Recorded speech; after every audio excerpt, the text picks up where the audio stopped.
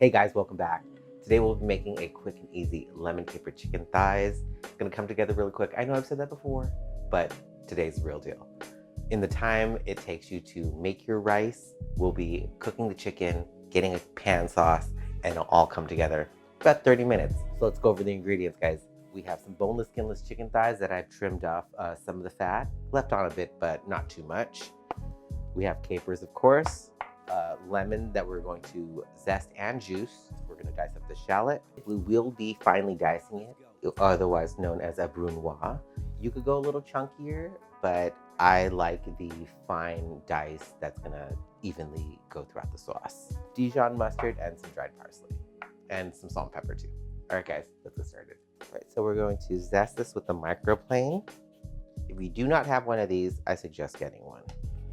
It's a great way to grate your garlic and ginger to have a fine paste, as well as zesting lemons. Fun fact, did you know this tool was used to shave wood and smooth out wood? It was a carpenter's tool before a cook or a chef decided that it would work great in the kitchen, and it does. And now it's very common.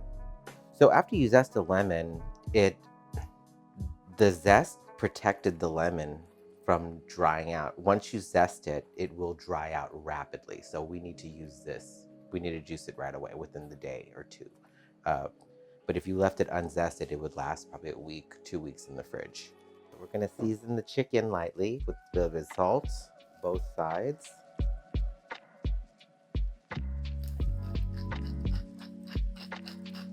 Now we're ready to start searing. All right, y'all. We're gonna get the pan at about a medium heat, not too hot. Add about a tablespoon or two of oil just to coat the bottom of the pan. We're not doing a shallow fry here, enough to get some color on the chicken. And we're gonna do this in 2 batches. I have 5 pieces of chicken. I'm gonna do it in 2 batches. We're not gonna overcrowd the pan. So just put it down there and let it do its thing. It's gonna be about like 3 to 4 minutes on each side. So when the chicken's ready to be turned over, it will automatically release. See, it's still stuck to the pan. It's not ready yet. But once it comes off, you know it's ready to flip. It's gonna be around like 4 minutes, 4 or 5 minutes. See, see, ready? Almost. See.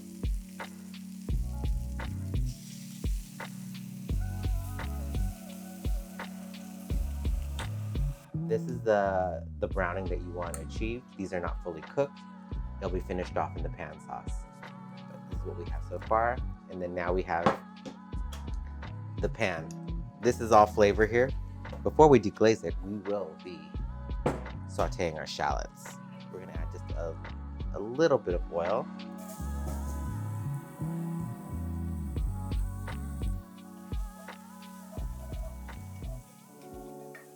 If you wanted to use a little bit of white wine, this will be the time to add it. I'm not doing that. I'm just gonna deglaze it with a little bit of water.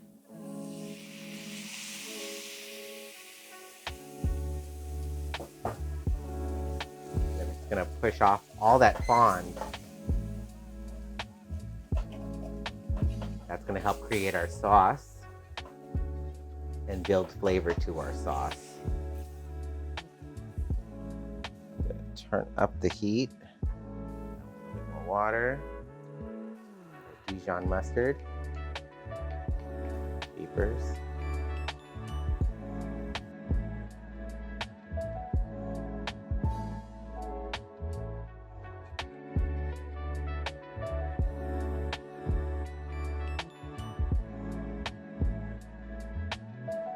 I added about close to a cup of water.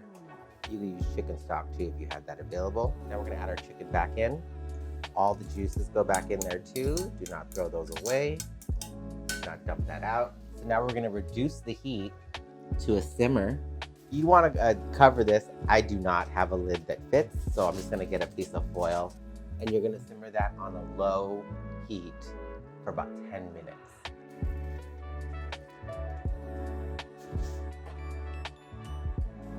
I just flipped it over just to get the other side a little bit, but not really necessary. So now the chicken is pretty much cooked. I'm gonna take it out and we're gonna reduce the sauce. I forgot to mention earlier that we will be finishing off this sauce with a little bit of butter. So we want this sauce to reduce maybe about like a little over halfway before we add the butter. I'm just gonna turn up the heat just a little bit to help speed up that process. So we're almost there with the reduction. I'm gonna throw in the fresh parsley now. Lemon juice.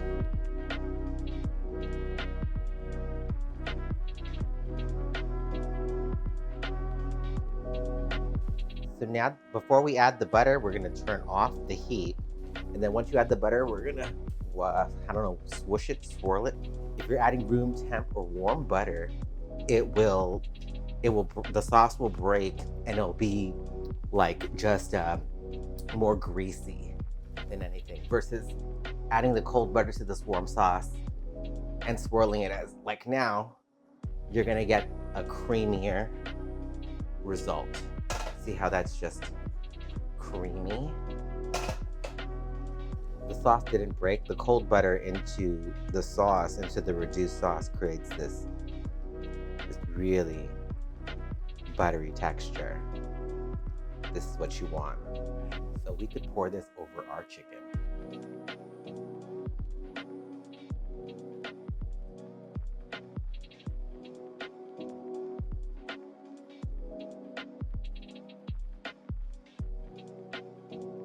We're gonna serve our lemon caper chicken with some steamed rice and broccoli. Oh, you could serve this literally anything, you know. I was gonna make some quinoa today, but I changed my mind. Something a little simpler.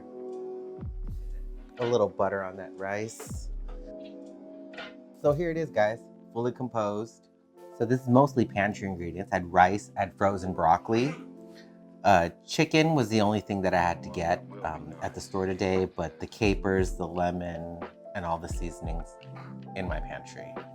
It came together relatively quickly, and let's get to tasting.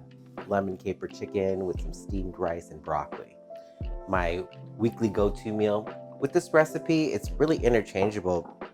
You could use the same method that I used.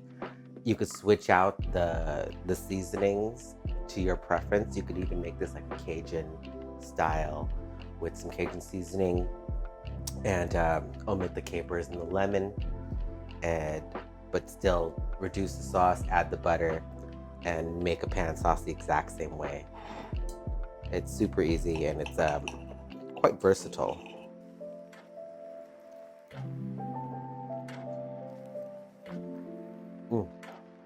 Winner, winner. Lemon caper chicken dinner. This recipe hits every time. The only thing I could have done differently maybe was to rinse the capers lightly to get some of that brine off, because it's borderline salty. But I kind of like that. I love salty food. Anyone who knows me knows that I'll take something salty over sweet. But with the rice and the broccoli, everything balances out well. Yeah, for a 30-minute meal, couldn't ask for anything more. I make this on a weekly basis, and I always change out. If I don't have shallots, I'll use dried onions. Yeah, like I said, you could make a Cajun style, Italian style if you want to do like a thyme, rosemary, and some garlic. You could do that kind of pan sauce with some white wine. Possibilities endless. Having good food doesn't require like fancy ingredients. If you don't have the capers, you could substitute it for any other seasoning. Use the same method and you'll have an awesome pan sauce. And with very minimal effort, there's so many things you could do with this recipe. My lemon caper chicken is always slightly different. Some days it'll have some white wine, some days it'll have cream, but the method is always the same. And I implore you to do the same thing. Start cooking, try different things, see what works for you. And yeah, let's have fun. Cooking should be a very enjoyable, loving process. And, you know, I think your family's gonna love you for it. They're gonna appreciate the time and effort that you put into making a home cooked meal. So with that said, thanks for watching. I love you all. Like, subscribe, leave a comment. Let me know what you want me to make in the future. If you make something similar to this, please let me know. I'd love to hear about it. Until then, bye. Take care.